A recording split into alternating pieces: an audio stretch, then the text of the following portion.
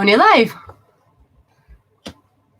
On est live, on est live. On est live. Salut. Encore une minute. Je ne sais pas s'il y a quelqu'un qui est là, mais bonjour. Mais il y a deux personnes en ligne. On ne voit pas qui c'est, mais il y a deux personnes en ligne. Ah, est-ce qu'il y a manière de savoir Alors, qui c'est? bonjour. Trois personnes en ligne. Salut, salut.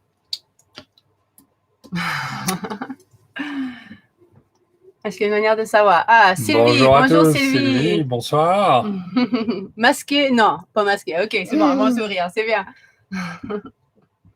Présentez-vous. Salut, ça fait vraiment plaisir. Bon, c'est la première fois, alors on ne connaît pas toute la technique et comment est-ce que ça fonctionne, mais on va y arriver. Bonjour Patrick. On espère que vous nous entendez bien. Vous faites un pouce si vous nous entendez bien, j'imagine que oui, parce que oui, je suis là. Tout à fait par hasard. Bon, bonjour super Mara. On vous entend très bien. Super, excellent.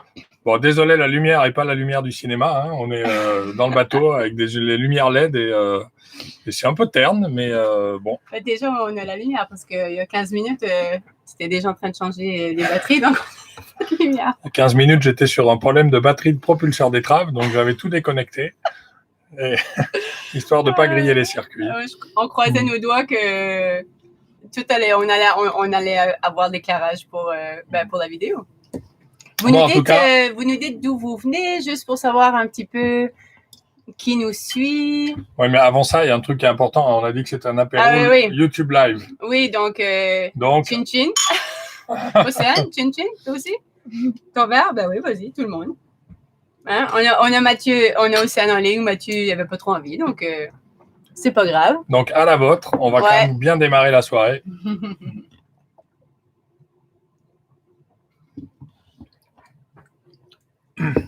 Marin Tomic, heureux de faire votre connaissance aussi. Je crois qu'en bateau, on apprend qu'il y a toujours des choses à ranger et à réparer.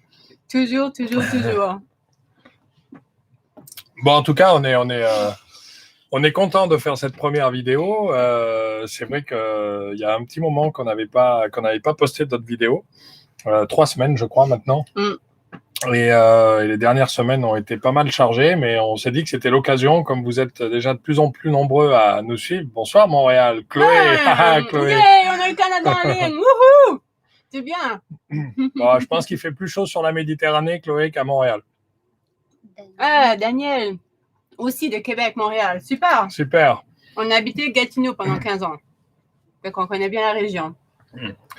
Donc ouais, c'était l'occasion déjà de vous remercier parce que vous êtes de plus en plus nombreux à nous suivre. En fait, en 3 vidéos, on a été nous-mêmes les premiers surpris. On a reçu 650 abonnés, un peu plus. Donc, salut Viviane. Salut Viviane. La Bretagne. Excellent. Donc, on voulait vraiment vous remercier. Et puis, on est content que les vidéos vous plaisent. On a eu pas mal de bons feedbacks, de bons retours par rapport à ça. Et puis, on voulait aussi partager avec vous là où on en est, ce que l'on est en train de préparer, où l'on va. Patrick, la Drôme. Ah, excellent. Oui, votre servir un verre. Il faut que tout le monde soit bien derrière son écran pour un petit moment sympa ensemble. Et donc, oui, grand froid, moins 2. Ah bon, nous, c'est grand vent, mais pas moins 2. Non, c'est ça. Et voilà, puis vous dire un petit peu, vous partager nos projets, parce que finalement, on apprend qu'en bateau, le meilleur plan, c'est de pas avoir de plan. Tout change depuis plusieurs semaines avec cette année 2020 compliquée. Donc au début, on avait prévu, on a acheté le bateau déjà il y a 1 an. Il y a tout juste 1 an, on l'a ramené ici à Canet-en-Roussillon le 23 décembre. Et donc c'est aussi symbolique que ce live, que ce soit 1 an après l'achat de notre bateau. C'est quand même un projet que ça fait longtemps qu'on travaille dessus. Bonsoir David de Nice. Ah, santé. Excellent, santé. Et c'est vrai qu'au début, on avait prévu de faire toute la préparation du bateau pendant la partie hivernale et puis le printemps, commencer à l'éprouver un petit peu au début de l'été, puis pendant tout l'été, et ensuite partir au mois de septembre. Et le premier plan qui est tombé à l'eau, c'est la bonne préparation du bateau, puisque on s'est retrouvé dans le premier confinement. Salut Karine. Salut Karine. Ah, excellent. Donc on s'est retrouvé confiné dès le mois de mars sur le bateau pendant 2 mois quasiment. On était les seuls sur notre zone technique à Canet-en-Roussillon, mais ça a été un avantage pour pouvoir au moins faire la révision du moteur. Donc on a essayé de la mettre à profit. Et puis ensuite, on a commencé à naviguer un tout petit peu cet été avec les filles. C'est de là où on en est aujourd'hui dans les vidéos. On a voulu au moins commencer à partager Je suis toute bronzée. Ça change du Canada à la Méditerranée. J'avoue que j'ai le teint un petit peu plus foncé que je l'aurais normalement à cette époque si j'étais au Nouveau-Brunswick. Et moi, c'est pas que je suis noir, c'est que je suis pas rasé. Hein. Bon. Parce que c'est ça, notre histoire aussi, elle est décalée. On a eu de la difficulté, juste par la vidéo, c'est nouveau pour nous, mais on voulait vraiment, vraiment partager. Donc, l'aventure commence pas au tout début. Elle commence plutôt cet été, quand on avait déjà passé un confinement pendant 2 mois sur le bateau. Ça aussi, ça a été une aventure parce qu'on habitait à 4-5 mètres du sol avec 2 enfants. Quand à 7 heures du matin, il fallait que tu ailles aux toilettes, disons que c'était assez de l'aventure. Ça fait qu'on a été 2 mois confinés sur la zone technique. Donc ça a été assez sportif. Et puis, c'est ça, on a choisi de vous montrer un petit peu de nos premières expériences vraiment sur le bateau en mer. Et puis, on verra si on a le temps de rattraper un petit peu le temps d'avant sur les autres aventures qu'on avait justement sur la zone technique et tout ça. Mais on verra. Donc là, il nous reste un petit peu septembre, octobre aussi à se rattraper. Je pense qu'on va raccourcir les vidéos de septembre, octobre. Ouais. On va essayer de... La dernière, elle s'arrêtait où on arrivait au Cap d'Agde. En fait, après, on a eu tout l'été avec plein d'amis à bord. Donc, il y aurait effectivement plein de choses à raconter. Mais on n'a pas toujours pris la caméra. Donc, je pense qu'on va faire un rattrapage rapide. Et puis arriver vraiment à nos préparatifs sur ces derniers jours. Donc voilà, c'est vrai qu'on avait prévu au début de traverser l'Atlantique cette année. La situation sanitaire a fait qu'on a été beaucoup plus raisonnable et prudent en se disant on ne sait pas ce que va être la situation de l'autre côté. On a eu plein d'histoires de gens qui sont restés confinés au début sur leur bateau. Je ne sais pas si vous les suivez ou pas, mais Ryan et Sophie, par exemple, qui avaient leur voilier à Curaçao et ils ont eu interdiction même de mettre un orteil dans l'eau pendant plus de 6 semaines, je crois, avec des bons d'approvisionnement à aller récupérer, des difficultés pour pouvoir aller approvisionner en permanence. Finalement, ils ont laissé leur bateau là-bas, ils sont rentrés en Europe et ils viennent juste de retourner là-bas sans savoir exactement ce qui va se passer. Donc on s'est dit qu'avec les enfants, on voulait être prudent, pas se retrouver dans une situation complexe et qu'on allait plutôt commencer par un tour de Méditerranée. Qui est quand même pas plus mal. Parce que moi, ça fait 7 ans qu'on est en France, on n'a pas trop voyagé en Europe. Ça fait que je me suis dit, ça pourrait être quand même bien avant de traverser l'Atlantique de découvrir un peu plus l'Europe. Et puis, même si le Canada, c'est la première destination des enfants pour aller visiter, on essaie de gérer leurs attentes et envies. Puis on a dit, on va y aller plutôt on fera la traversée plutôt décembre 2021. Et pour faire une visite des Antilles, pour ensuite monter vers le Canada été 2022. Donc voilà, donc c'est ça. On va rester en Méditerranée cette année. Bonsoir Catherine. Ce qui est pas plus mal. Bonsoir Cristobal. Salut Cristobal. Ce qui est pas plus mal, parce qu'en priori, quand on sait naviguer en Méditerranée, on sait naviguer partout dans le monde. Hein. C'est une mer qui change tellement vite, qui est tellement casse-bateau, avec des changements de temps en 30 minutes, même pas, qu'on va éprouver tout ça. Et puis, finalement, c'est pas un mauvais plan d'eau, hein, avec le patrimoine, l'histoire, normalement du soleil.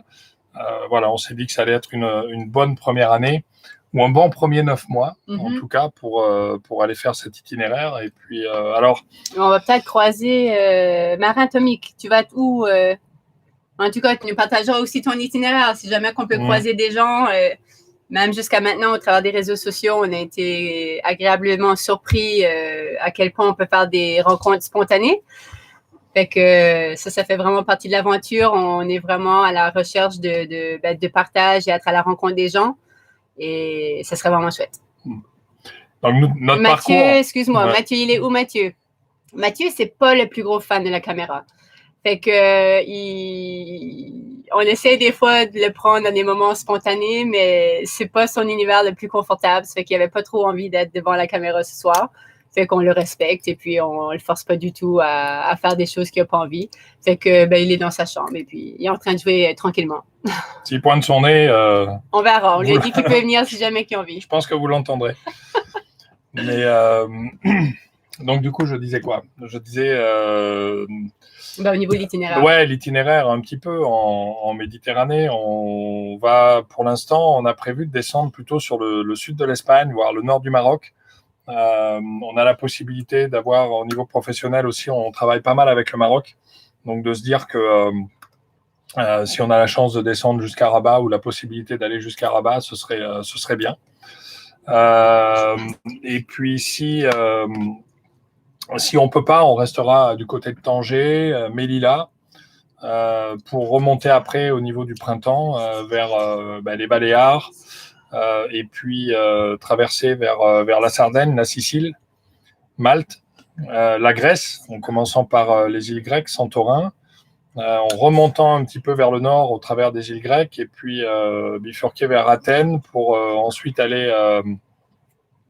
vers le canal de Corinthe, et puis rejoindre après l'Italie pour revenir vers Cannet ou vers l'Espagne, finir en tout cas faire les réglages qu'il y aura à faire sur le bateau, le sortir de l'eau, avant de repartir après dans un an vers les Canaries, et puis pour engager la traversée de l'Atlantique.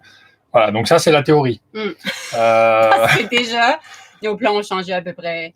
Je sais pas, j'ai arrêté de compter. Un marin sur l'Adriatique, donc plutôt côté Croatie, peut-être. Remonter vers la côte française, puis espagnole pour finir par Gibraltar. Ouais, on a des itinéraires qui peuvent se croiser. Absolument. Ouais, c'est ça, absolument.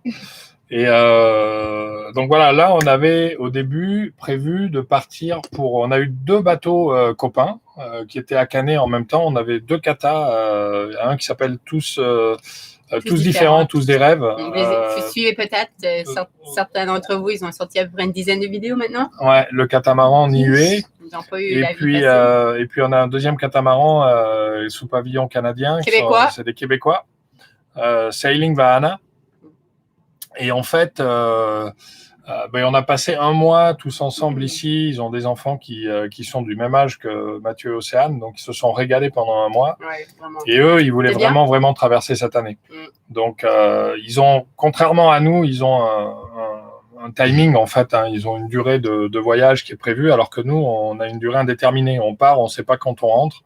Si ça plaît à tout le monde, on continue. Et si on peut assurer financièrement. On s'est toujours dit que on connaissait on savait quand on allait partir, mais on savait pas quand on allait revenir. On voulait pas nécessairement de se donner de pression sur une durée, sur une destination, sur l'envie pour nous, c'était un petit peu le changement de vie, le changement de rythme, de vivre plus simplement, de vivre plus de moments en famille, de voyager avec les enfants, les faire découvrir le monde. Mais c'est notre projet. C'est notre projet en tant que parents, en tant qu'adultes. Donc, on l'impose un peu sur nos enfants. On a de la chance, ils s'adaptent vraiment facilement. C'est souvent surprenant la capacité des enfants à s'adapter. Ils nous surprennent souvent. Et puis, déjà, c'est des bons petits voyageurs parce qu'on est déjà allé au Canada à quelques reprises.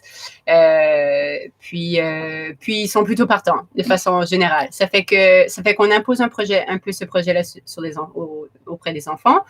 Moi, j'ai pas l'expérience de navigation, malgré qu'on venait tous les étés depuis qu'on est en France, passer 2 semaines sur le bateau de mon beau-père. C'est pas la même chose quand t'as ton bateau, quand t'es en famille, t'as la responsabilité des enfants. Moi, je trouve que le niveau de stress, il est pas le même. Donc, surtout quand c'est pas ton environnement naturel et tu te sens pas juste entièrement confiante. Ça fait que j'ai bâti ma confiance, j'ai bâti l'expérience. Fait que c'est pour ça qu'on s'est dit, on essaye. Et puis après, tu peux toujours soit revenir en arrière ou retrouver ton pied à terre en quelque part. Nous, on est plutôt des gens où on est bien en famille, puis on aime on aime découvrir les lieux. Puis on s'est dit, on sait même pas où est-ce qu'on aimerait vivre. Ça fait que c'est ça. On sait quand est-ce qu'on part, on sait pas quand est-ce qu'on revient. On y va un peu étape par étape. On prend le temps de réévaluer, voir comment tout le monde se sent, si tout le monde est heureux et si tout le monde a envie de continuer. Voilà, mais du coup, c'est vrai que Niue et Vahana, eux, ils avaient des durées un peu déterminées. Donc, quand ils sont partis et qu'ils ont quitté le port ici, on était un peu jaloux. On se disait, mince, on veut partir. Mais ce qui a fait qu'on n'est pas parti, c'est qu'on avait des rendez-vous administratifs et des rendez-vous professionnels. Donc, Lynn est en train d'appliquer pour sa nationalité française, pour avoir la double nationalité. Ça étonne tout le monde quand on le dit en disant tiens, un Canadien qui veut devenir français, c'est bizarre. D'habitude, c'est les Français qui veulent devenir Canadiens. Mais c'est simplement pour des facilités administratives, etc. On va répondre aux questions après. Ouais, je les note. Mais c'est quoi cette bouteille? On a 2 bouteilles. On aime promouvoir des brasseries artisanales. Moi, c'est le Vélo, une brasserie artisanale d'ici. Et puis toi, c'est une blueberry beer. Une bière au myrtille. Une bière au myrtille de l'Ardèche. On a un produit comme ça au Nouveau-Brunswick. C'est une super bonne bière au bleuet. Nous autres, on appelait ça des bleuets. Les Québécois vont savoir c'est quoi. Qui est les myrtilles ici. Puis on aime bien ce produit-là. Ça fait qu'on en découvre des bières locales d'ici. On va revenir sur l'école après et puis sur Catherine pour la VS quand tu veux, Catherine. Mais c'est vraiment chouette que tu sois là. Mais voilà, qu'est-ce qu'on disait avant ça? J'ai perdu le fil. L'itinéraire et puis après. C'est ça. On était jaloux de les voir partir, mais on avait ces rendez-vous administratifs qu'on voulait surtout pas repousser. Et du coup, on s'était dit qu'on partirait. Le rendez-vous à la préfecture de Montpellier, c'était le 6 novembre. On s'était dit, on prend le premier créneau après le 6 novembre et on file et on va vers le sud de l'Espagne. Et finalement, on a été confinés pour la 2e fois. Alors cette fois-ci, on n'était pas au sec, mais malheureusement, on n'a pas pu partir. On n'a pas pris le risque de partir. Il y en a qui l'ont fait, en disant qu'ils avaient un bateau qui allait faire de la location aux Antilles, donc ils n'ont pas été trop embêtés. Mais nous, on n'a pas pris ce risque-là de partir. Chacun ses choix. Et du coup, maintenant, on attend la première fenêtre météo pour filer. Nous, on attendait la première fenêtre météo, mais les enfants, c'est la première fois qu'ils nous ont vraiment dit quelque chose qu'ils voulaient, c'était qu'ils voulaient passer Noël à Canet. Donc, ils se sont quand même fait une bonne amie ici à Canet. Mon beau-père est à fois pas très loin. On n'a pas passé beaucoup de Noël avec lui. Pour ceux qui ne connaissent pas toute notre histoire, on est une famille recomposée. Dans les vidéos, vous avez vu Lisa et Emma. Les grandes sœurs, elles n'habitent pas à Tremblay avec nous. Lisa est à Nantes, elle fait de la natation, de haute compétition au niveau national. Et puis Emma, elle habite avec sa maman. Donc, elle nous visite pendant les vacances scolaires. Et voilà, c'est pour ça que vous allez les voir un peu par intermittence dans nos vidéos, mais pas au quotidien. Mais là, elles arrivent lundi. Donc, elles arrivent lundi, elles vont rester une semaine avec nous. Et puis, nous, on a décidé de partir dès le premier créneau météo, après le 27. Pour l'instant, les fichiers nous donnent des tendances avec gros vent, etc. Mais c'est vrai qu'on va passer la Noël en famille un petit peu. Mais dès le premier créneau, on va partir déjà parce que normalement, on a notre place de port qui est disponible jusqu'au 31 décembre ici. Et après, on peut rester au port, mais plus sur cet emplacement-là. Et la vraie question, c'est où est-ce qu'on va aller? Parce que on voulait descendre sur l'Espagne, mais l'Espagne reconfine régionalement dans plusieurs provinces autonomes à partir du 23. jusqu'au 6 janvier. Donc, normalement, on ne peut plus faire de côtier. Les deux seules options que l'on a, c'est soit les Baléares, soit direct les Canaries. Alors, les Canaries, ça fait un peu loin d'une trotte. Ouais, c'était pas option.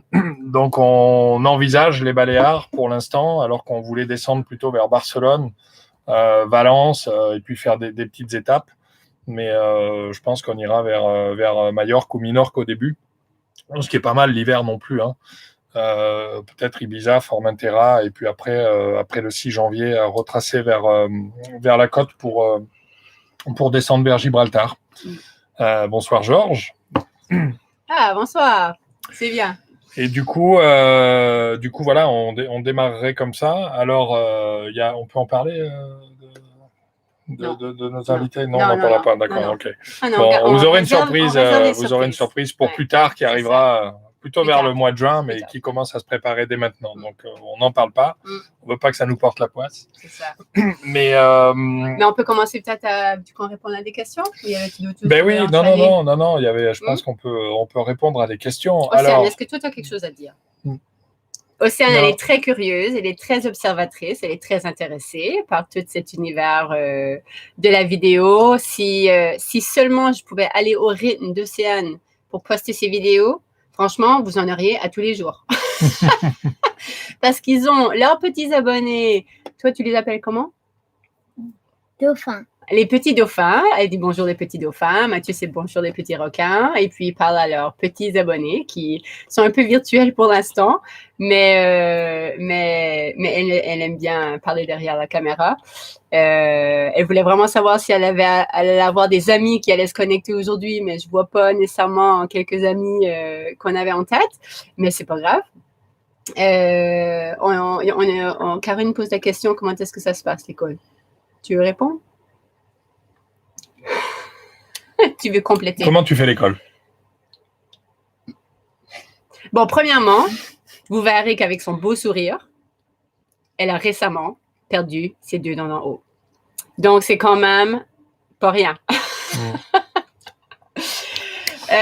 Ça fait comment est-ce que ça se passe l'école? On a hésité pas mal déjà sur l'école. On s'est posé beaucoup de questions. J'ai même préparé une vidéo que j'ai pas encore postée. Est-ce que le plus naturel pour nous, ça aurait été de choisir le CNED, sachant que Mathieu est rentré en CE2 et Océane est rentré en CE1.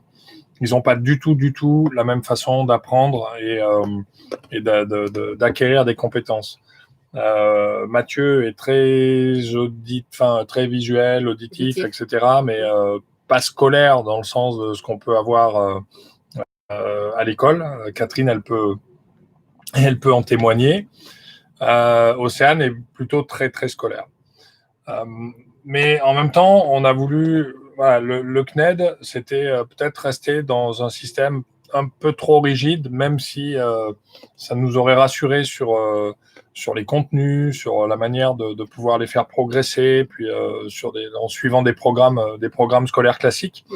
En réalité, on a plutôt fait le choix d'être dans un cadre beaucoup plus large, l'instruction en famille, et on a en tête les connaissances ou les acquisitions qu'ils doivent avoir normalement en fin de CE1 ou en fin de CE2.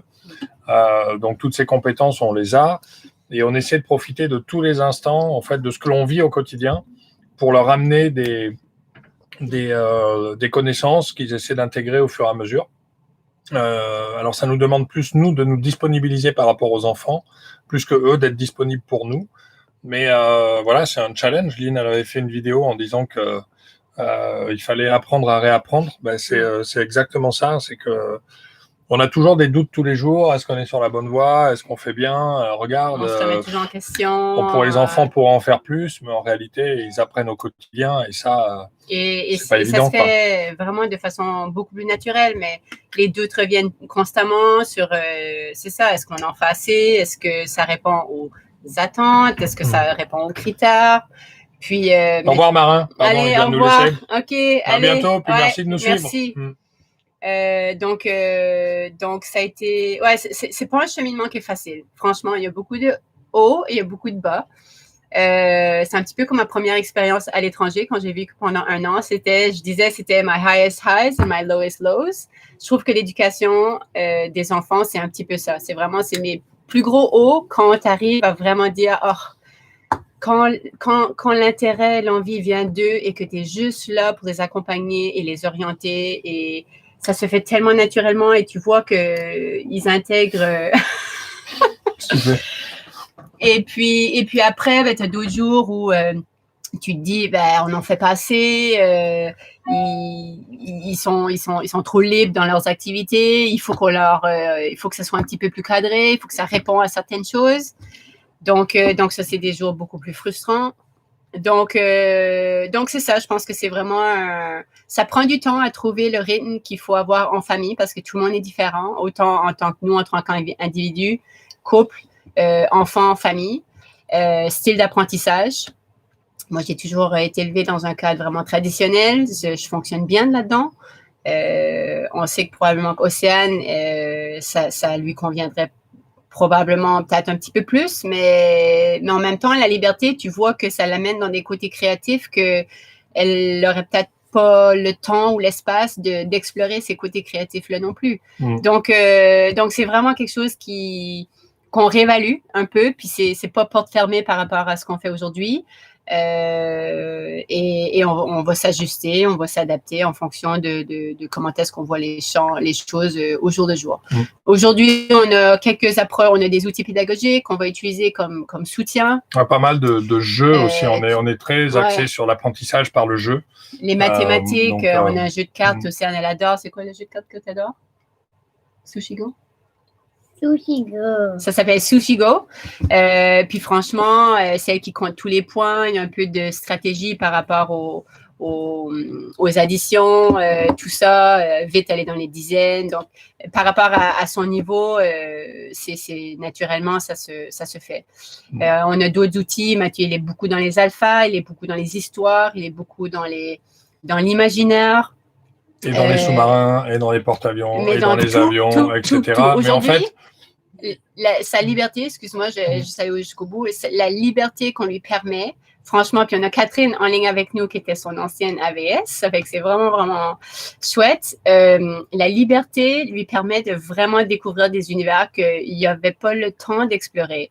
Des jours, il peut nous parler de la transformation du blé. D'autres jours, il peut nous parler de sous-marins. D'autres jours, il peut nous parler des tortues espèces. Galapagos. Ouais, il peut nous parler des espèces de requins. Maman, savais-tu qu'il y avait 480 espèces de requins? Il y en a 3 qui sont vraiment méchants. Ben non, je ne savais pas. Ça fait que lui, c'est sûr que c'est pas sorcier. Je pense que c'est son outil pédagogique de préférence aujourd'hui. Mais il enchaîne ça et il s'en rappelle de tout. Donc, on a les alphas, on a d'autres méthodes aussi pour des méthodes d'apprentissage un peu d'enfants avec différents types d'apprentissage, un peu les 10, même si on n'a pas de diagnostic aujourd'hui.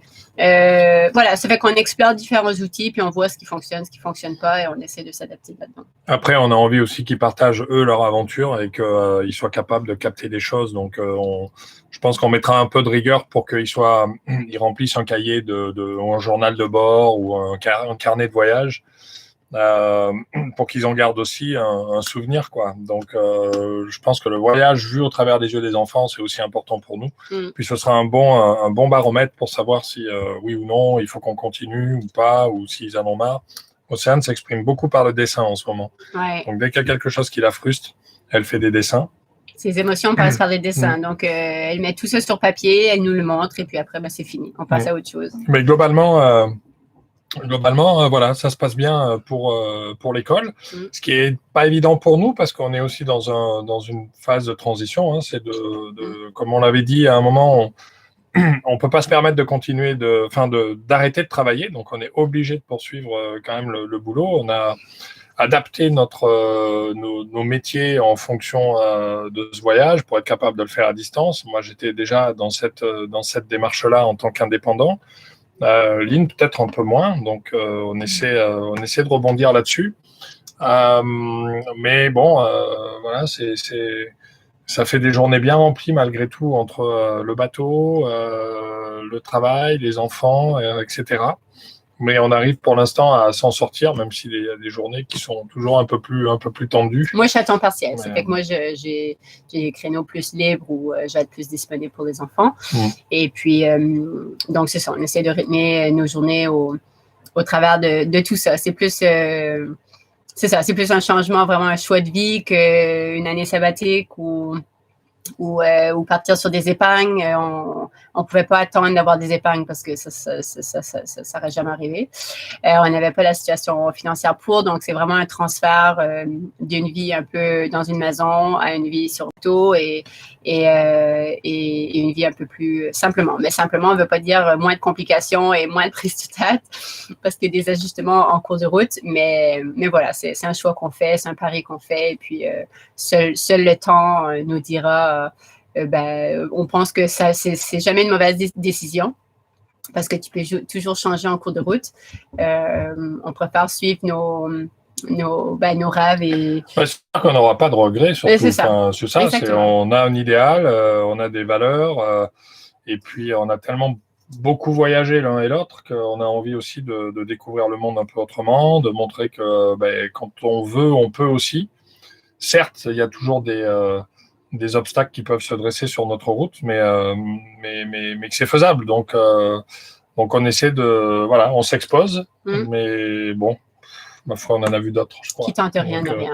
Océane, on voit plus que tes cheveux. T'as été scalpé. C'est ça, c'est mieux. Voilà.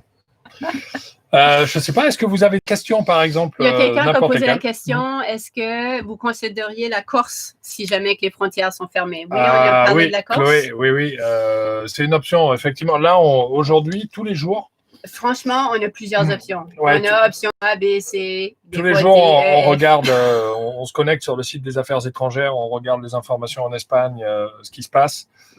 C'est certain que si à un moment, on peut même pas passer par les Baléares parce qu'il y a une augmentation de cas et qui prennent la décision de fermer les frontières aussi jusqu'au 6 janvier, qu'on a une fenêtre météo, la Corse reste tout à fait une option. En termes de distance directe, c'est un peu plus long que Minorque ou Majorque, mais non, on peut lancer le sud de la France et puis après. Oui, après on peut faire en étape, mais ouais. Hi Pauline, how are you doing? Wow. Oh, good to see you. Jersey at any time. Maybe. Donc ouais, la Corse reste une option en début de voyage, mais de toute façon, c'est une étape qu'on souhaite faire au retour de notre tour de Méditerranée, donc vers août ou septembre, avant de reposer le bateau. C'est de faire un encart par la Corse, qui sera une étape avant de retraverser après. Donc ça, c'est... On va pas quand même passer à côté de la Corse et de l'île de Beauté, surtout qu'on a des connaissances là-bas qui nous ont dit passez. Donc ça, on va le faire. Est-ce qu'il y avait d'autres questions? Le CNED suffira à partir de la 6e. Ouais, c'est ça. C'est des choses à considérer un peu en cours de route. Je suis d'accord, une fois rendu au collège ou la 7e année pour ceux qui sont au Canada. Je pense que le CNED peut définitivement un peu plus aider au niveau des apprentissages. Ah, Viviane, si vous acceptez d'en parler, quelles sont vos activités professionnelles et peut-on vous aider à travailler via nos réseaux? Ah, alors, écoute, super, merci de poser la question. Alors, nous, première chose, salut Anso. Salut. Ça va? C'est-tu la sœur? Non, c'est la maman. Donc, oui, Anso, excuse-moi. Donc, ouais, sur le boulot, alors, moi, je fais du conseil en stratégie dans le monde du sport et le milieu olympique.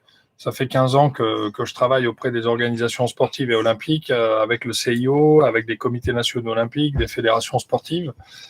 Ça veut dire que j'ai quand même un réseau international qui me permet de pouvoir n'importe où que l'on aille quasiment connaître du monde au travers du réseau des comités nationaux olympiques. Donc ça, c'est une activité que je maintiens et que j'ai passée complètement en numérique. Ça veut dire que j'ai créé une plateforme digitale dédiée au management du sport où on va délivrer des formations auprès des dirigeants. Et là, on a fait entre le milieu de l'été et puis la fin du mois d'octobre, début novembre, une phase de test qui a super bien marché. Donc ça, j'aimerais pouvoir faire en sorte que ça continue avec plein de programmes qui vont se développer. Et les réseaux de confiance qu'on peut avoir avec le Comité international olympique, c'est vrai, peuvent aider là-dessus. Donc j'espère que ça va se poursuivre. Maintenant, on veut aussi essayer de bâtir sur notre voyage pour peut-être en faire un autre modèle économique. Alors, souvent, on nous pose la question, comment on peut vous soutenir? Et on avait plusieurs options au début qui étaient de se dire, est-ce qu'on fait du financement participatif? D'ailleurs, à la fin de nos vidéos, à un moment, on parle du site Patreon, qui est un site américain au début, qui permet de financer et d'aider les créateurs de contenu. Mais nous, en réfléchissant, on ne se considère pas vraiment comme des créateurs de contenu. Par contre, je ne pense pas qu'on aille vers du financement participatif tout de suite. C'est pas notre objectif. L'objectif, c'est vraiment de tirer des enseignements de notre voyage pour que Lynn, qui a une fibre coaching, accompagnement, puisse aussi développer un programme ou des outils qui lui permettent d'accompagner les gens qui ont envie de sortir un peu de leur zone de confort, de sortir de leur quotidien, qui se retrouvent pas dans leur mode de vie actuel, qui aspirent vraiment à autre chose, mais qui savent pas comment s'y prendre. Donc ça, c'est un peu ton idée, toi. Ouais, moi, c'est plus du moyen à long terme. Hein. C'est quelque chose que j'avais envie. J'ai toujours eu cette fibre coaching, à la fois coaching sportif, mais aussi coaching du changement. Et c'est vraiment, vraiment naturel chez moi. Et ouais, c'est une fibre qui est très, très... Ah. Il y a moins de dents, mais ça grignote. Nous, on ne grignote pas, mais... C'est une fille apéro. Apéro et dessert, hein, parce que si vous venez nous voir sur le bateau, vous verrez avec des desserts Océane, elles nous font du bien. Fait que c'est ça. Moi, pour l'instant, je travaille. Moi aussi, je suis dans le domaine du sport et du développement. À la base, ça a été une plus grande partie de ma carrière. Et puis, on a travaillé à la fois ensemble dans le passé et on a décidé de rejoindre nos forces aussi. Donc, je travaille aujourd'hui, moi aussi, sur le développement par le sport au travers d'un projet spécifique aujourd'hui. Et voilà, plus sur du moyen long terme, c'est de voir avec cet intérêt-là de développer une autre activité autour du coaching et l'accompagnement vers le changement. Donc, c'est à voir. Mais ce qu'on aura envie de faire, parce qu'on s'aperçoit que finalement, quand on est pris par le quotidien, c'est difficile de prendre du recul par rapport à sa situation. C'est difficile de se poser les bonnes questions pour savoir, OK, on a un objectif, mais quel est le plan pour y arriver? Et on trouverait sympa, si Lynn avance dans son projet, on trouverait super sympa de dire aux gens, vous savez quoi, plutôt que de faire un truc à distance, venez vous immerger avec nous sur le bateau pendant une semaine, par exemple. Et puis, on va partager. Puis, c'est là qu'on va échanger sur les défis, sur les raisons que ça prend, ou en tout cas l'énergie que ça prend pour arriver, ou les étapes pour arriver à finalement à accomplir son projet. Et on pense que ça pourrait avoir du sens. Et ça pourrait être vraiment, vraiment pas mal. Donc, les gens partageraient notre quotidien. Verrez ce que ça représente et que c'est du sport, d'être avec des enfants sur un milieu, sur un bateau, etc. Mais qu'en même temps, puis c'est même pas c'est pas juste par rapport à partir en voilier. Pour nous, c'est notre moyen. Puis c'est vraiment parce que toi, tu avais cet antécédent-là et cette envie-là. Mais c'est vraiment... On a tous envie de réaliser quelque chose et on a tous envie de donner notre meilleur et d'être à notre meilleur, d'être dans ce qui nous fait vibrer le plus. Et quand nous, on vibre, tout rayonne autour de nous. Et souvent, c'est trouver ce qui va nous faire agir, se mettre dans l'action. Moi, j'ai toujours été quelqu'un qui, même dans mon coaching individuel et tout ça, c'était qu'est-ce qui va faire le déclic? Comment est-ce que tu fais pour faire le déclic, pour commencer à initier le mouvement vers les objectifs que tu as envie d'atteindre? Et ça, c'est dans les sphères personnelles, professionnelles et autres. Donc, l'autre aspect pour finir sur cette question, c'est que l'un et l'autre, on aime bien parler, mais on aime bien partager. Mais c'est vrai que Si on avait la possibilité aussi à un moment d'intervenir dans des conférences, voilà, venir partager, déployer les messages. On a des parcours qui sont, je ne vais pas dire atypiques, mais qui sont riches entre un passé de sportif de haut niveau, avec toutes les embûches qu'il peut y avoir, etc. Du coaching, la vie dans différents pays. Enfin, je pense qu'on a des choses à partager. Puis c'est vrai que si à un moment on arrive à proposer quelque chose pour aller inspirer encore un peu plus les gens sur des conférences, ça nous plairait, que ce soit dans le monde de l'entreprise ou autre. Mais on veut pas non plus trop se disperser. Puis on se dit que quand les choses doivent arriver, elles arrivent. Exactement. Je crois que ça sert à rien parfois de forcer le destin parce qu'on peut juste être déçu derrière. Donc on a plutôt confiance dans ce que l'on fait, dans notre capacité à rebondir, notre capacité à réussir, mais on force pas trop les choses là-dessus. Non, une chose à la fois.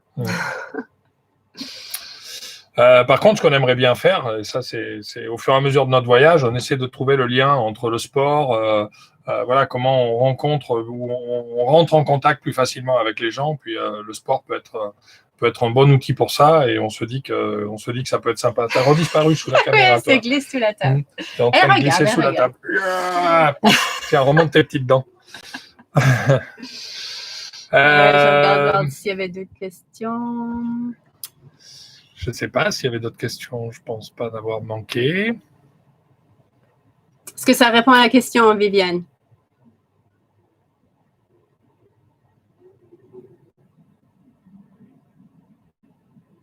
And Pauline, we are so sorry that we just speak French today. Yeah, sorry if you can't speak French. Sorry, we'll have to do another live in English. It's probably a good idea. Yeah, that would be an opportunity to practice. Yeah. Well, he needs to practice. Thank you.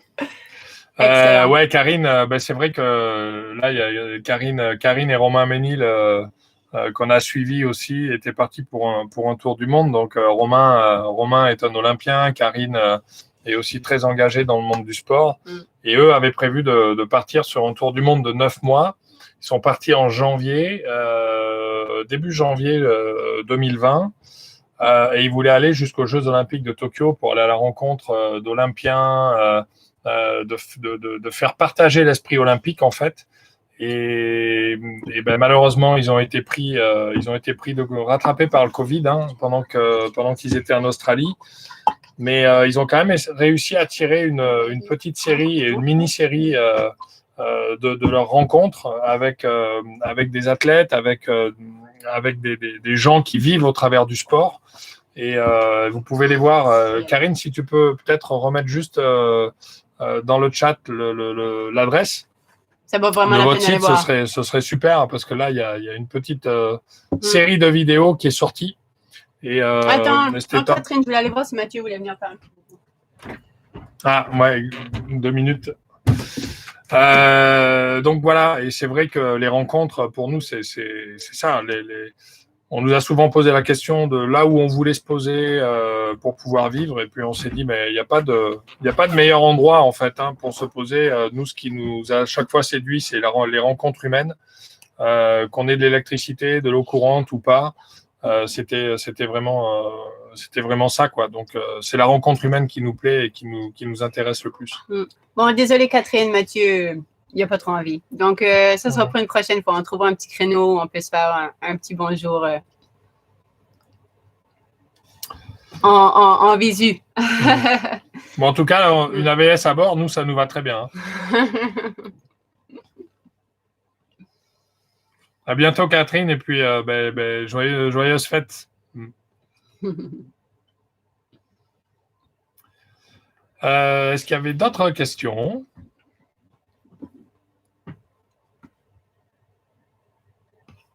Pour l'instant, en attendant que les questions arrivent, on va essayer, je ne sais pas si certains d'entre vous... ouais, tu vois, Karine, c'est la même chose. Ouais.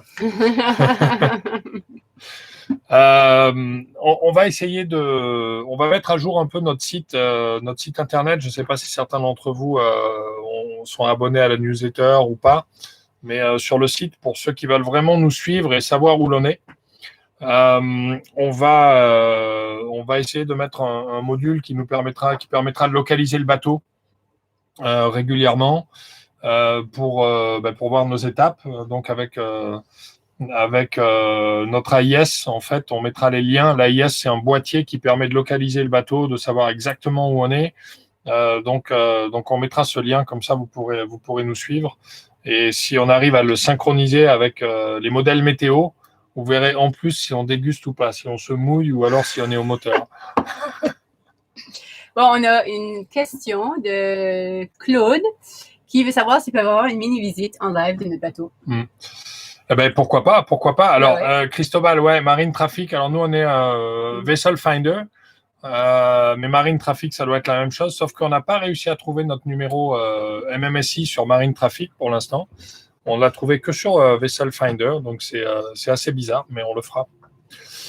Anne-Sophie qui a Chloé, sa fille aussi, qui est en Australie sur le bateau en ce moment, et c'est vrai qu'avec l'AIS, ça marche super bien et ça peut être rassurant aussi pour la famille. Alors, Claude, on peut rapidement faire un petit tour, si ça vous dit, sachant qu'on prévoit là des vidéos où on a une visite intérieure-extérieure du bateau, mais on peut.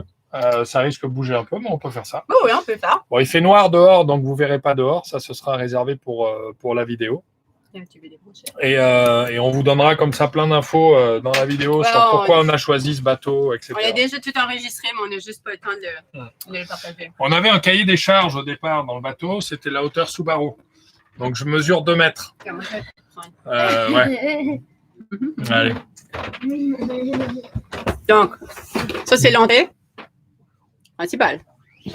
Les escaliers sont un peu En fait, c'est un roof panoramique que l'on a. Okay. Ça veut dire qu'on a une vue à 360 sur la mer quand on est là. Et contrairement à d'autres bateaux où il y a une descente qui est très abrupte avec 4 ou 5 marches, et on se retrouve vraiment en bas. Là, on est vraiment au niveau panoramique et presque au même niveau qu'au niveau que le cockpit en fait dehors. Donc ça, c'est agréable. Et ce qu'on a trouvé vraiment sympa, c'est qu'on a des espaces de vie qui sont bien partagés. On a l'espace extérieur, évidemment, le cockpit avec une plateforme derrière qui est bien. On a l'espace de vie ici qui est grand parce que la table, on peut y mettre une rallonge. En fait, ici, on a déjà mangé à 12 sans se monter dessus. Donc, c'est quand même... Avant le confinement. Ouais, avant le confinement, évidemment. Donc ça, c'est vraiment agréable. On a toute la partie moteur qui est sous la table. Et puis, on a 2 frigos. On a un frigo qui est sous la descente, sous l'escalier. Océane va vous montrer. Océane va vous montrer le frigo en direct. Et en fait, le frigo, il fait congélateur. Le frigo fait congélateur. Attends, on va peut-être... Voilà. Donc il y a de la place. Ce qui est pratique, c'est que si on pêche, par exemple, on est capable d'aller congeler du poisson super facilement. Oups. Alors, voilà. Et on a un frigo, un grand frigo droit ici qui contient aussi pas mal de choses. Et en dessous, on a un lave-linge. Je m'y suis pas penché encore. Ça n'a jamais fonctionné. Voilà. On a dans le bateau, on a 700 litres d'eau avec 2 réservoirs d'eau qui sont un à bâbord, un à tribord, et puis on a un désalinisateur qui fait 100 litres à l'heure à peu près. Donc ça nous permet d'être complètement en autonomie. Ça, c'est ça. Le litre d'eau et le gasoil, c'était vraiment haut sur notre liste. Et il y a beaucoup de bateaux qui sont autour du 250 litres. Des bateaux d'à peu près une dizaine d'années. Donc vraiment des bateaux où tu pourrais trouver autour de plus de 350 sont plutôt rares. Donc ça a été une grosse, un gros plus. Après, on peut avancer. Donc là, on a des marches en fait qui nous permettent, qui passent ne pas louper les marches. Qui passent du carré à la cuisine. Donc c'est une cuisine en long. Et qui pour nous est suffisante. Ouais. Ce qui est bien, c'est qu'on est. Océane passe beaucoup de temps dans la cuisine. Hein. Ouais. On est bien calé. Tu peux le dire. En navigation, on est vraiment bien calé à la gîte parce que on a la banquette ici du carré aussi. Mais par contre, elle bascule. Elle bascule et il y a plein de rangements. Après, quand on avance, on a la table à cartes ici avec tous les instruments de navigation. Pardon, mais je peux pas. Donc, les commandes de pilote, tous les VHF, BLU, etc. On a une antenne Wi-Fi, un relais Wi-Fi qui est là, qui nous sert un peu le rôle de routeur. Tout le panneau électrique. Donc, on a une vraie table à cartes qu'il n'y avait pas forcément dans les bateaux un peu plus modernes où maintenant tout se fait de façon électronique. Mais nous, on aime bien travailler à la carte encore, donc et pas perdre la main là-dessus. Et puis, on a une carte du monde sur notre table. Donc, ça fait partie des sujets au quotidien. C'est où est-ce qu'on est, qu'est-ce qui se passe dans le monde. Je vous ai dit qu'Océane se dégênerait un tout petit peu. Alors après, on passe. Alors, Océane veut montrer sa carte de Noël. Ah, elle veut montrer sa carte de Noël. Est-ce que vous nous permettez qu'elle vous montre sa carte de Noël? Elle a rencontré le Père Noël. Tadam! Et voilà. Elle se demande s'il passera à livrer les cadeaux en mer. Mais, Est-ce que le Père Noël va nous trouver sur le bateau? On a dit que le Père Noël, il pouvait nager et qu'il pouvait le trouver n'importe où. Ok, on continue. Donc après, on passe dans la transition, là, l'espace de nuit, en fait. Et je ne sais pas si vous voyez beaucoup, mais moi, j'ai énormément de place encore au-dessus. Donc, il y a une hauteur sous barreau qui est juste vraiment super agréable pour moi. Et on a 4 cabines et 2 cabinets de toilettes. Donc, on a une première cabine invitée. 3 cabines doubles, une cabine simple. Non, là, on est en train de préparer l'arrivée des filles. C'est pas grave, c'est en live, c'est du spontané. Du rangement. Donc, on a une cabine double. On est d'accord à les ranger. On est en train de la préparer. On a un cabinet de toilette. Bon, ça nous guide quand même. Voilà, attention, Sam. Attention, je peux montrer? Attention, ma puce. C'est quoi? Votre vie, enfin, que la vie ne dévoile pas votre rêve. Exactement. Voilà. Ici, on a un premier cabinet de toilette. C'est la mienne et celle à Mathieu. Et tu en as une à moi et Mathieu. Une à papa et maman. Ça, c'est nos stickies. On s'est dit, il faut qu'on mette nos to-do lists qui sont sur nos téléphones. Il faut qu'on les voit avant de partir pour vraiment nous mettre la pression. Fait que ça fait du bien quand on les enlève un après l'autre. Et ici, on a quand même notre calendrier de l'Avent fait écolo par mamie. Avec amour par mamie. Après, on continue. À bâbord, on a la cabine d'Océane avec son filet à doudou qui est bien rempli au fond. Et dessous, on a le parc batterie. Donc, on a tout notre parc de batterie. Et c'est là. Pourquoi c'est dans ma chambre? Écoute, c'est comme ça. C'est une cabine où il y a le moins de rangement là, par rapport à toutes les autres. Et juste en face, on a. On va pas trop déranger Mathieu. Mathieu, alors c'est un peu dans le noir. Il est dans son petit cocon. Là. Vas-y. Tu dis bonjour Mathieu, dis coucou.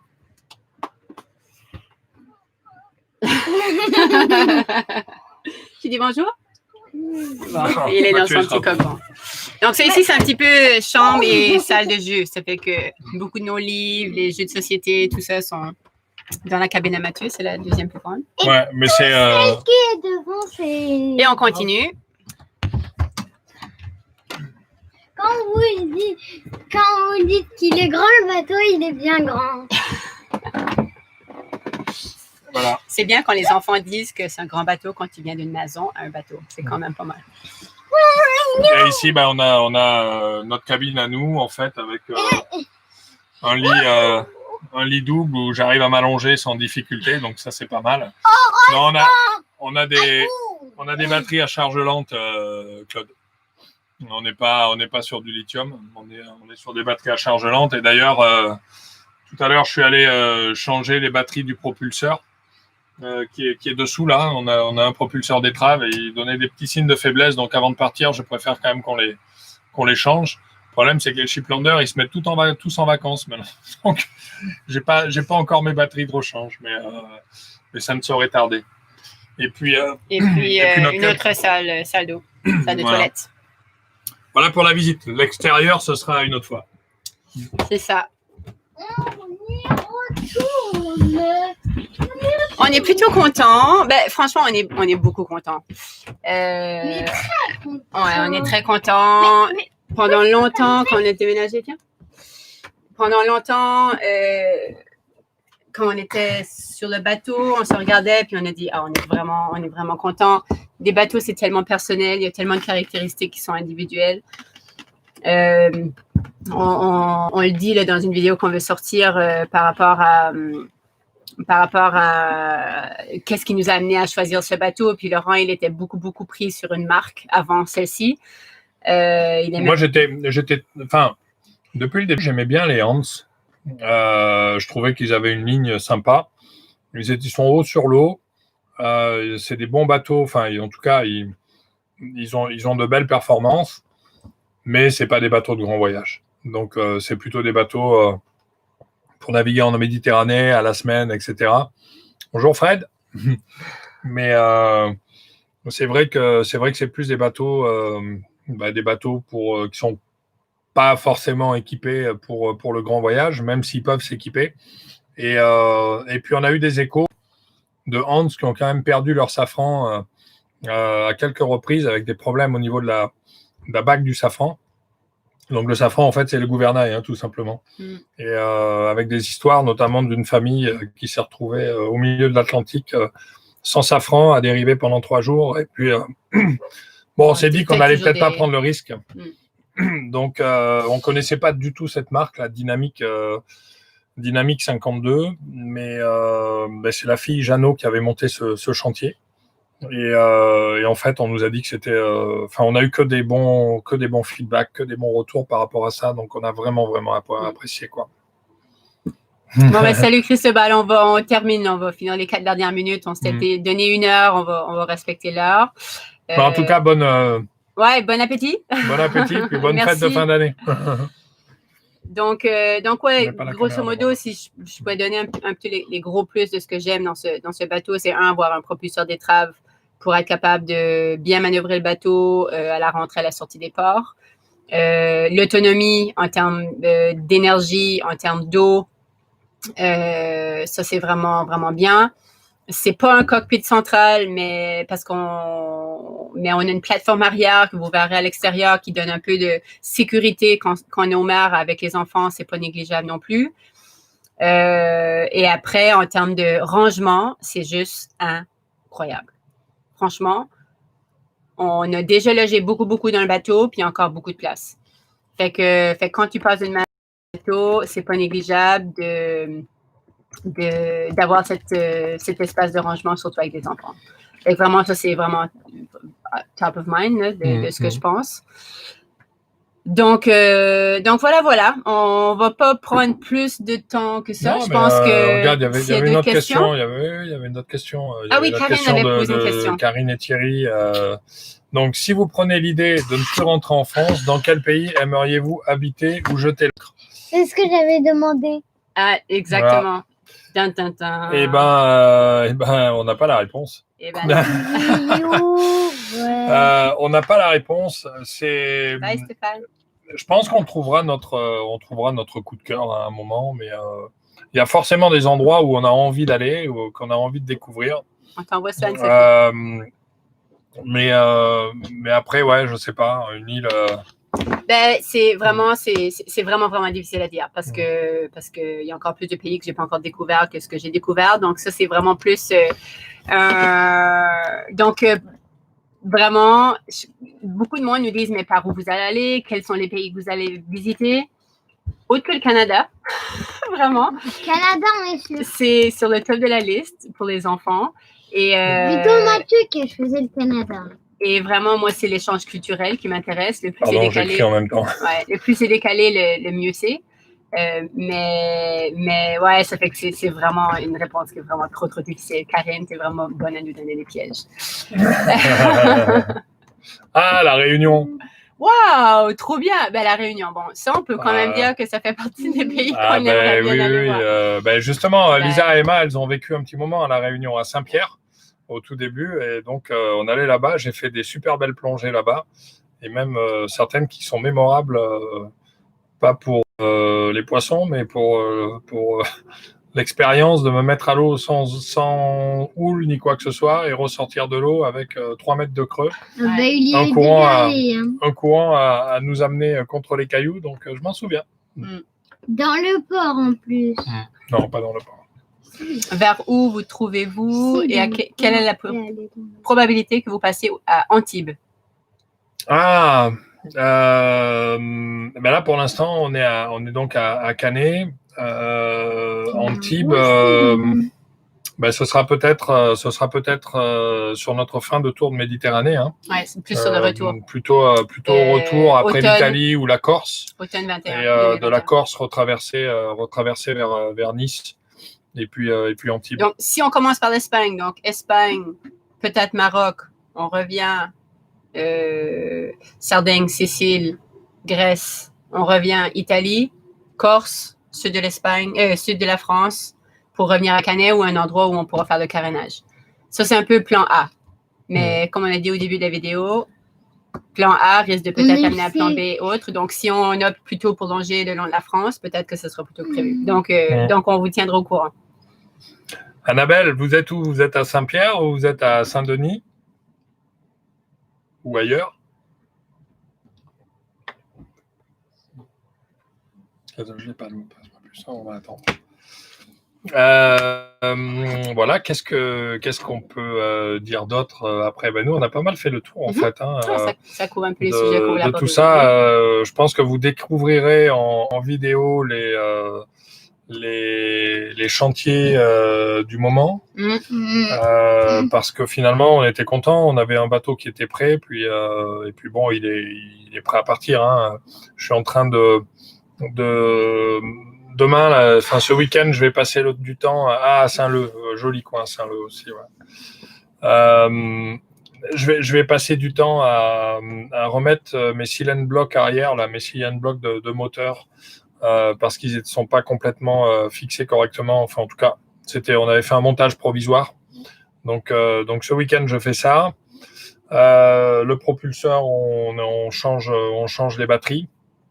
Ensuite, ouais, j'ai quand même fait une énorme bêtise il y a 3 semaines qui m'a coûté du temps de travail.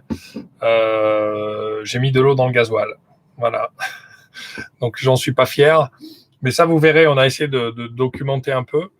Ça, c'est la personne qui me répétait à plusieurs reprises. Lynn, assure-toi de lire entre eau, water, gas, gasoil. Les deux sont juste un côté de l'autre, ça se ressemble, c'est la même clé. Donc, assure-toi de lire 3 fois avant d'ouvrir et mettre de l'eau. Dimanche, où il faisait super beau, on était motivés pour faire plein de trucs. Tiens, la cuve, elle s'est remplie assez vite pour une fois. Et Lynn m'a appelé, elle me dit, chérie, il y a un problème. Je pense qu'il y a des bactéries dans l'eau. L'eau est contaminée ou quoi? Parce qu'elle est jaune. Et puis après, quand j'ai enlevé le tuyau, non, j'ai vu que c'était dans le gasoil.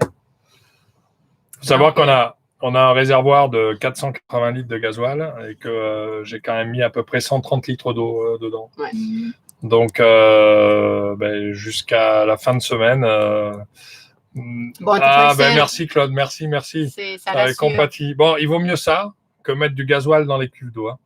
Parce que finalement, l'eau étant plus dense, elle décante.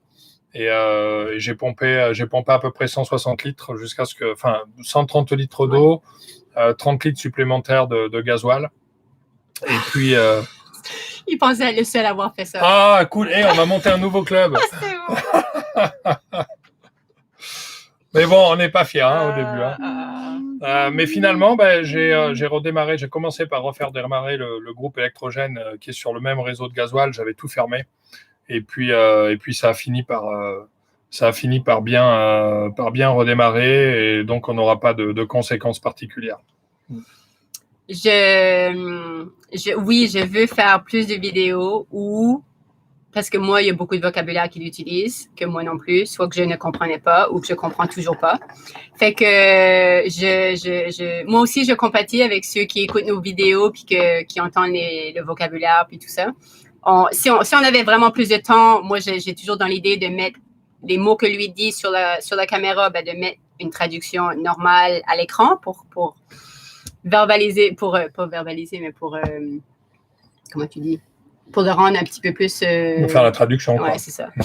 Fait que, parce qu'une fois, on était en bateau, puis Laurent, il me sort une phrase avec au moins 7 mots d'affilée que je n'ai rien compris. Je n'ai rien compris. J'ai regardé, on m'a dit, mais tu veux me dire quoi, là? Je suis supposée de faire quelque chose? Fait que oui, ça serait vraiment bien. C'est quelque chose on n'a juste pas le temps de faire tout ce qu'on a en tête en ce moment, mais on est tout à fait compréhensible par rapport à ceux qui font pas de voile, mais qui aiment quand même suivre l'aventure. Il y aura des gens qui seront certainement bien plus armés que nous pour faire des tutos. Mais bon, allez, ça serait intéressant, on aimerait ça. On essaiera. Ce qu'on en apprécie aussi, c'est qu'on apprend tous les jours, finalement. Ouais. On apprend tous les jours. Moi, je navigue. Je suis sur des bateaux depuis que je suis tout petit, mais j'apprends tous les jours. Mon père était moniteur de voile, j'ai appris sur le tas. Mais quand on est à la barre du bateau et responsable de l'équipage, c'est pas la même pression, c'est pas la même chose. Donc évidemment, on apprend. Et Claude, oui, changement du filtre du décanteur.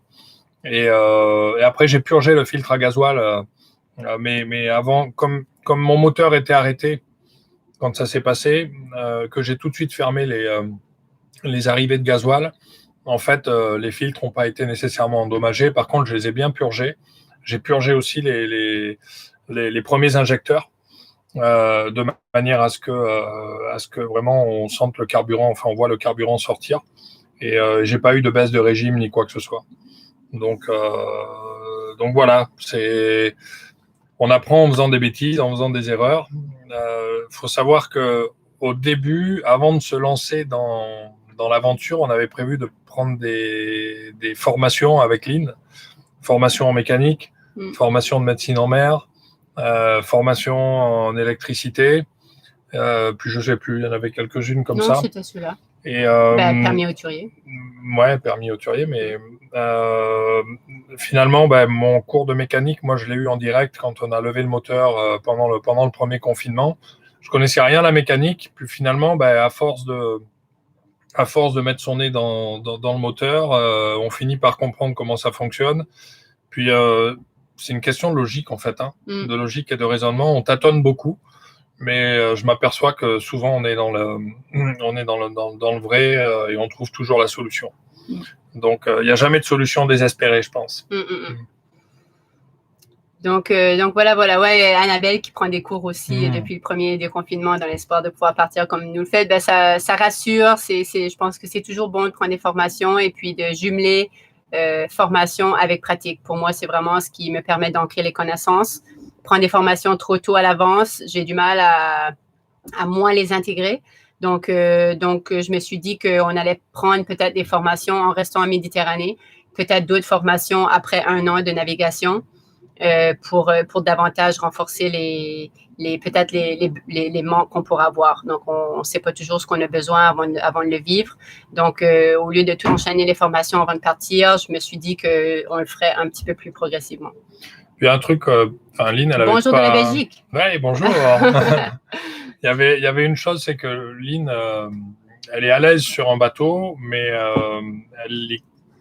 au départ, tu ne comprenais rien, quoi, en fait. Moi, c'est le vocabulaire. C'est comme Chloé disait, le vocabulaire, c'était du chinois. Puis j'ai dit, mais à chaque fois que tu dis un mot technique dans le monde marin, apporte une traduction normale. Apporte-moi une traduction dans le vocabulaire que moi, je peux comprendre. Par exemple, aussi simple que bâbord, tribord. Ça prend du temps avant de l'intégrer. Donc, je disais, si tu veux que je fasse quelque chose à bâbord, tu dis bâbord, suivi de gauche, suivi de bâbord. Donc, tu répètes bâbord, à gauche, bâbord. Donc là, le nouveau vocabulaire s'intègre normalement, mais moi, en ayant le mot gauche, ben, je peux être dans l'action. Je peux comprendre ce que tu me demandes de faire. Fait que c'est des trucs hyper simples, mais vraiment dans la pratique, c'est le jour et la nuit. Quand tu comprends pas tout cet univers-là, puis ben, lui, il maîtrisait déjà depuis longtemps. Donc, pour que moi, je me sente vraiment partie prenante, j'avais besoin de comprendre. Donc, c'est ce que je lui ai demandé de faire pour m'aider dans cette transition-là. Après, il y a la taille du bateau qui est impressionnante, mais on se fait très vite à la taille du bateau, en fait. Mais ce que l'on a décidé de faire rapidement, c'est que pour que Lynn prenne... quelqu'un qui a mon accent acadien. Claude Cormier. Je pense que Claude Cormier vient de l'Acadie, parce qu'avec un nom comme ça, c'est forcément acadien. C'est pareil, les Leblanc, c'est 50% de l'annuaire acadien. Ou du Nouveau-Brunswick. Et donc, les Cormier, c'est 25% ou 30% le reste, non? C'est bon. Je plaisante. Mais je suis pas loin de la réalité. Non, mais c'est vrai que moi, très vite, j'ai donné les commandes du bateau à Lynn. Les manœuvres de port, tout ça, j'ai dit, hop, tu prends la barre, tu vas le gérer, en choisissant toujours le bon moment pour le faire, qu'il n'y ait pas trop de vent, ni quoi que ce soit. Mais non, 52 pieds, 52. Claude. Et en fait, c'est elle qui prend la barre pour sortir de l'emplacement de port. Elle a fait aussi des arrivées, des choses comme ça. Et du coup, bah, ça la met en confiance dans la capacité à manœuvrer.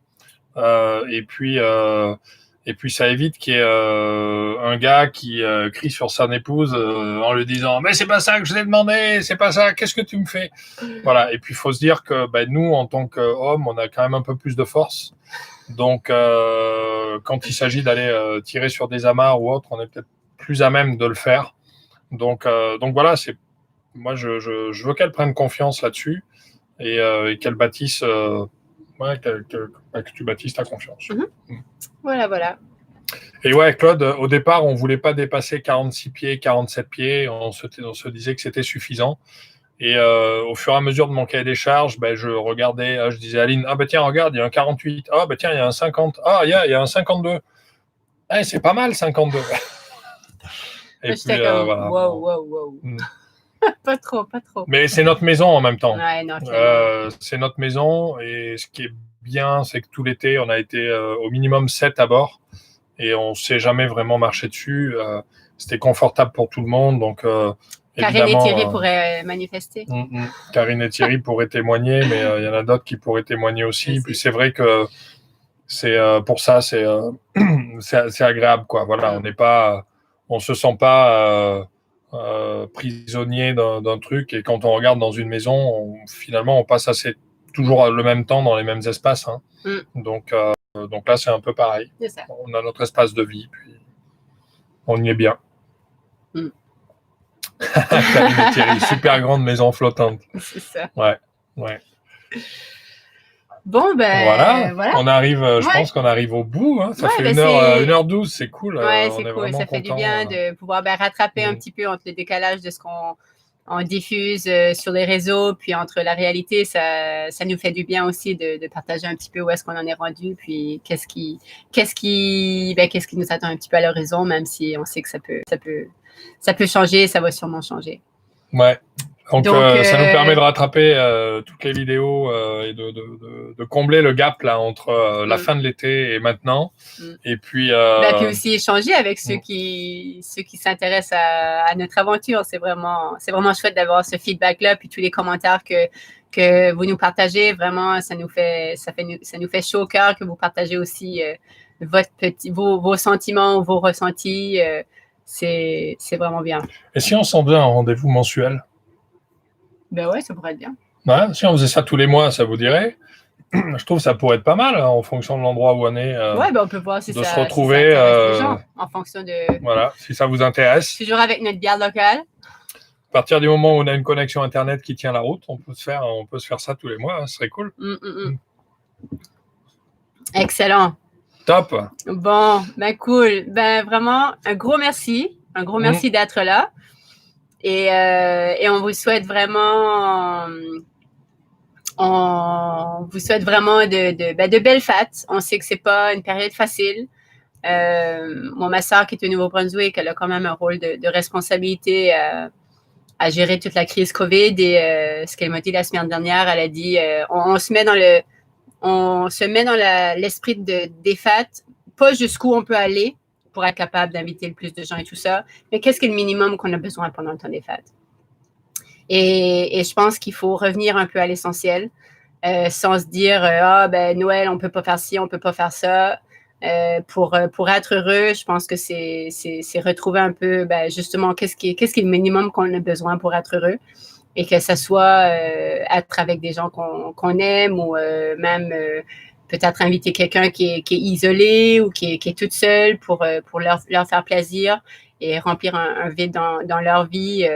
En tout cas, c'est un petit clin d'œil qu'on vous fait pour ceux qui sont capables de faire ça. Donc, on vous souhaite de belles fêtes, safe and healthy, donc en toute santé, et on espère vous revoir, pas depuis Canet, mais depuis un autre pays. Dans un mois. Ou dans un autre lieu. Ça peut être ailleurs aussi en France. Dans un mois.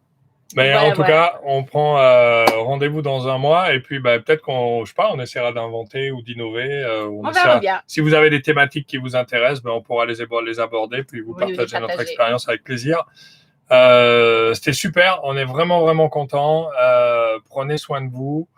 Et puis, bonne fête de fin d'année. On va enterrer 2020 sans regret, ça c'est sûr, et on va partir sur une nouvelle dynamique en 2021. Exactement. On vous fait des bisous, à bientôt, et puis on espère que normalement ça devrait être visible en replay.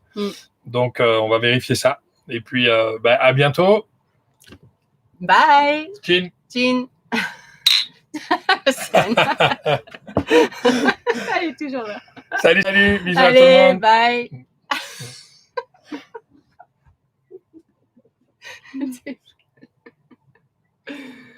Bye.